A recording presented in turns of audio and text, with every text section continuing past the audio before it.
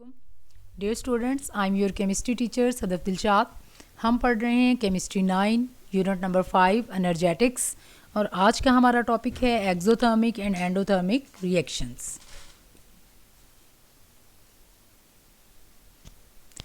ये जो हमारा टॉपिक है एक्सोथर्मिक एंड एंडोथर्मिक रिएक्शंस, ये अगर आप इसको ओवरव्यू करें ये काफ़ी लेंथी है। इसको इंशाल्लाह हम 3 लेक्चर्स में कवर करेंगे। तो पहले पार्ट में हम देख रहे हैं कि एक्सोथर्मिक और एंडोथर्मिक रिएक्शंस क्या होते हैं और इनको डिफरेंट एग्जांपल्स के ज़रिए से एक्सप्लेन करेंगे। ये एग्जामिनेशन पॉइंट ऑफ व्यू से अगर देखा जाए तो ये लॉन्ग क्वेश्चन है। ये क्वेश्चन कुछ इस तरह से आ सकता है: differentiate between exothermic and endothermic reactions with the help of chemical reactions. यहाँ हम इसको डिफ्रेंशिएट करेंगे दोनों रिएक्शंस को, और इसकी 2 एग्जांपल्स के साथ इसको डिस्कस करेंगे। इसको देखेंगे इसकी 2 एग्जांपल्स। चलिए तो डिफ्रेंशिएट कर लेते हैं एक्सोथर्मिक और एंडोथर्मिक रिएक्शंस में। इसको पहले भी हम बहुत अच्छे से डिस्कस कर चुके हुए हैं, लेकिन ज़रा यहाँ इस टॉपिक के अकॉर्डिंग हम देखते हैं। सबसे पहले यहाँ पे आप हेडिंग बनाएंगे हीट ऑफ रिएक्शन। वो क्या होती है? एनी फिज़िकल और केमिकल चेंज, किसी भी किस्म की हो, दोनों चेंजेस में से हमेशा ये या तो हीट एब्जॉर्ब करेंगी या हीट इवॉल्व करेंगी। हम कहेंगे अ फिज़िकल और chemical change is almost always accompanied with either absorption और एवोल्यूशन ऑफ हीट। अब ये heat of reaction, next heading आप लगा लें, हीट विच इज़ इवॉल्व्ड और absorbed during a chemical reaction is called heat of that reaction. पहला paragraph यहाँ पे आप 2 हेडिंग बना लें, पहला हीट ऑफ रिएक्शन और दूसरा हीट ऑफ रिएक्शन। अब हम आते हैं सेकंड पैराग्राफ। सेकंड पैराग्राफ में जो आपने पहले हेडिंग लगाना है वो है एक्सोथर्मिक रिएक्शंस। क्या होते हैं एक्सोथर्मिक रिएक्शंस? वो रिएक्शंस जिनमें हीट इवॉल्व होती है। एग्जिट से मैंने कहा था आपने याद रखना है, एग्जिट के मीनिंग होते हैं बाहर निकलना। तो वो केमिकल रिएक्शंस जिनमें से हीट सिस्टम से सराउंडिंग में आती है, यानी जो हीट बाहर निकलती है, हीट इवॉल्व होती है, उसको हम कहते हैं एक्सोथर्मिक रिएक्शंस। या लेकिन इसके बरक्स वो रिएक्शंस जिनमें हीट एनर्जी अंदर दाखिल होती है, एब्जॉर्ब होती है, उनको हम कहते हैं एंडोथर्मिक रिएक्शन। तो इन दोनों रिएक्शंस में हम गौर करें क्या चीज़ इन्वॉल्व हो रही है? हीट, यानी heat which is evolve during exothermic reaction. वो क्या होती है? वो सिस्टम से बाहर आउट होती है, सराउंडिंग में आती है। इसी तरह से अगर एंडोथर्मिक रिएक्शन को हम देखेंगे तो वो बाहर सराउंडिंग से हीट सिस्टम में इन होगी, एंटर होगी। तो बॉइलिंग वाटर की जिस तरह पीछे वाले उसमें क्लासेस में मैंने आपको एग्जांपल दी, उसमें जब आप वाटर बॉयल करते हैं, आप बर्नर से हीट वहाँ उसको बीकर को या कंटेनर को प्रोवाइड करते हैं, तो सराउंडिंग से हीट सिस्टम में एंटर हो रही होती है। उस केस में हम कहेंगे कि जब हम हीट प्रोवाइड करेंगे it is an endothermic reaction, क्योंकि सिस्टम क्या कर रहा है? हीट एब्जॉर्ब कर रहा है। लेकिन अगर हम बर्नर ऑफ कर दें, अब वही हीट क्या होगी? सिस्टम से बाहर इन वो किचन में हमारे आ जाएगी, या जहां हम उसको गर्म कर रहे हैं वहां पे सराउंडिंग में आ जाएगी। उस केस में जब सिस्टम हीट आउट करेगा, बाहर निकालेगा, उसको हम कहते हैं एक्सोथर्मिक रिएक्शन।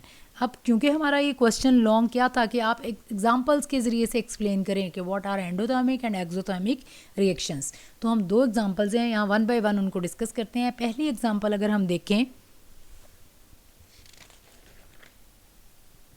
फर्स्ट एग्जांपल है हमारे पास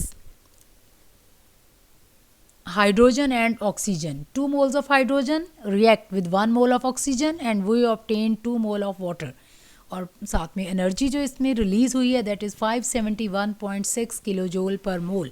अब यहाँ आपने बड़ा साइन कन्वेंशन मैंने पीछे आपको बताए थे कि जब हीट इवॉल्व होती है, निकलती है, तब हम नेगेटिव साइन यूज़ करते हैं। लेकिन यहाँ आप देख रहे हैं कि केमिकल इक्वेशन में ये प्लस के साथ लिखी हुई है, प्लस 571।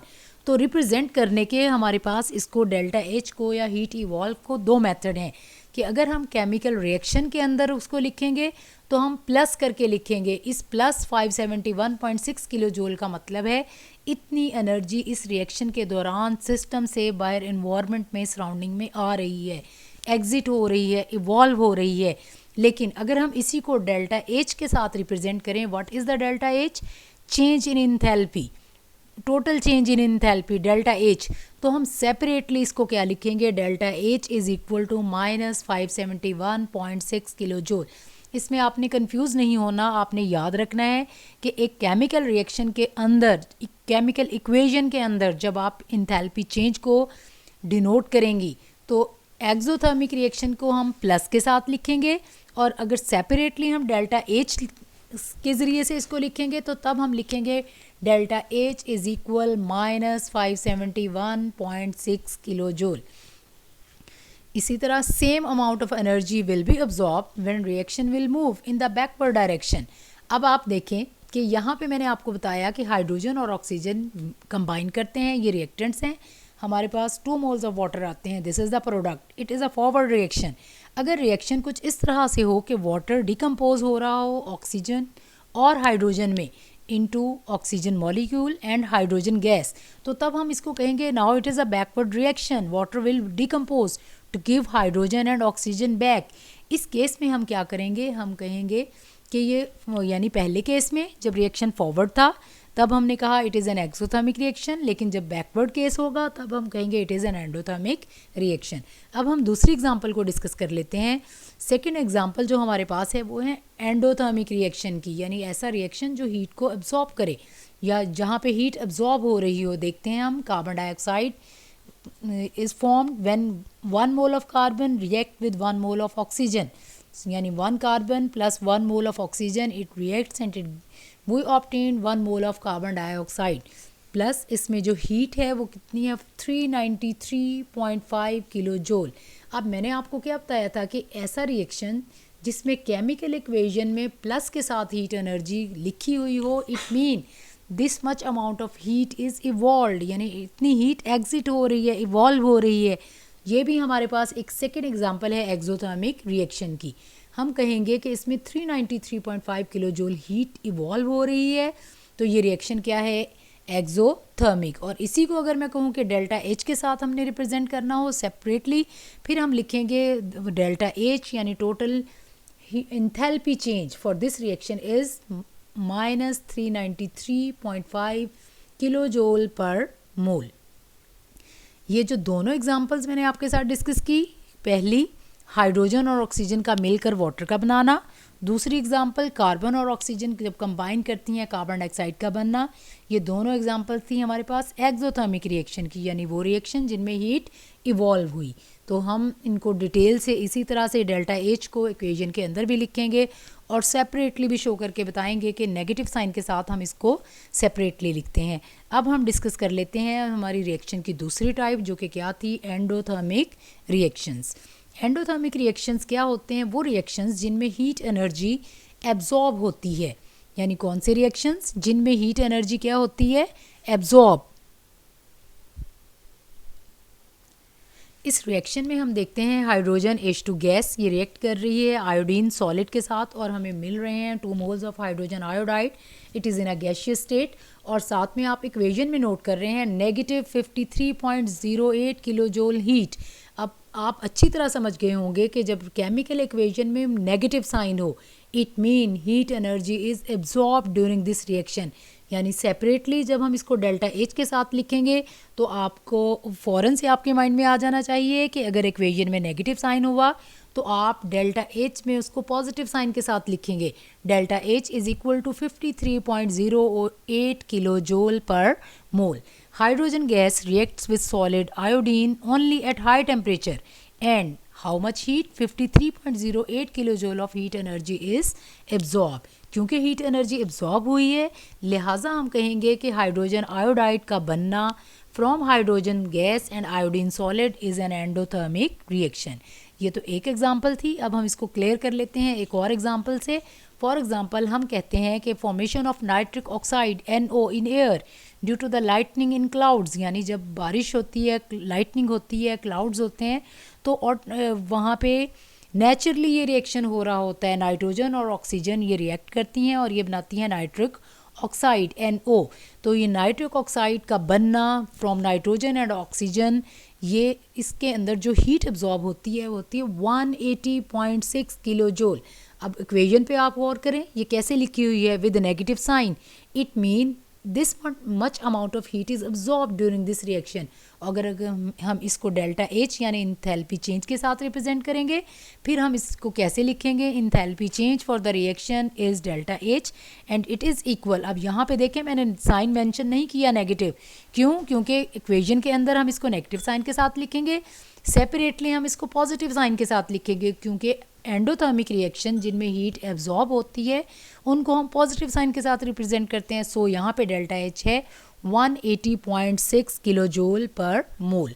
तो ये तो हमारा ये लॉन्ग क्वेश्चन 1 के एक्सो और एंडोथर्मिक रिएक्शंस क्या हैं, उनको एग्जांपल्स के ज़रिए से हम कैसे एक्सप्लेन करेंगे। 2 एग्जांपल आपने एक्सोथर्मिक रिएक्शन की लिखनी है, इसी तरह 2 एग्जांपल एंडोथर्मिक रिएक्शन की लिखनी है। अब हम देख लेते हैं इंटरेस्टिंग इन्फॉर्मेशन इस टॉपिक से रेलेवेंट कि heat evolve or absorb during a reaction is used in self heating और सेल्फ कूलिंग पैक्स।